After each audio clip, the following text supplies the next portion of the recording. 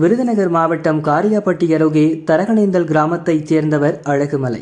வயது 65, விவசாயி. இவரது மகன் முனுசாமி டிப்ளமோ படிப்பை முடித்துவிட்டு சென்னையில் உள்ள ஒரு தனியார் கம்பெனியில் வேலை செய்து வந்தார். இவருக்கு சமீபத்தில்தான் திருமணம் நிச்சயமானது. இந்நிலையில் அழகுமலையும் முனுசாமியும் முபட் ஒன்றை வாங்கினர். புதிய வண்டியில் தரகணேந்தல் கிராமத்திலிருந்து 2 பேரும் கிளம்பி சென்று காரியாபட்டி அருகே உள்ள ஒரு நர்சரியில் பூ மற்றும் மரக்கன்றுகள் வாங்கினர். பிறகு மதுரை தூத்துக்குடி தேசிய நெடுஞ்சாலை வழியாக ஊருக்கு திரும்பிக் கொண்டிருந்தனர். அப்போது பின்னால் வந்த கார் 2 வீலர் மீது பயங்கரமாக மோதியது. இதில் அழகுமலையும் முனுசாமியும் தூக்கி வீசப்பட்டு சம்பவ இடத்திலேயே பலியானார்கள்.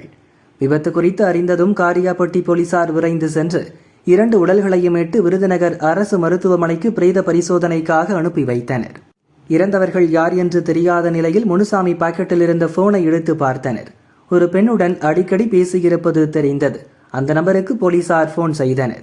அதிர்ச்சியடைந்து விடக்கூடாது என்பதற்காக, அம்மா, இந்த போனை வச்சிருந்தவர் சின்ன ஆக்சிடென்ட்ல சிக்கிட்டார், ஆஸ்பத்திரியில சேர்த்திருக்கோம் என்றனர். அதை கேட்டதும் அந்த இளம்பெண் அதிர்ச்சியில் பதறினார். அவருக்கும் எனக்கும் நிச்சயமாகி இருக்குங்க என கூறி முகவரியை சொன்னார். அதன் பிறகே இறந்தவர்கள் தந்தை மகன் என்பதை போலீசார் கண்டுபிடித்தனர். குடும்பத்தினருக்கும் தகவல் கொடுத்தனர். விபத்து ஏற்படுத்திய கார் டிரைவர் ஆனந்தை கைது செய்து காரியாபட்டி போலீசார் வழக்கு பதிவு செய்து விசாரணை நடத்தி வருகின்றனர். புது முவட்டில் பயணித்த தந்தை மகன் கார் மோதி இறந்த சம்பவம் காரியாபட்டியில் பெரும் பரபரப்பை ஏற்படுத்தியது.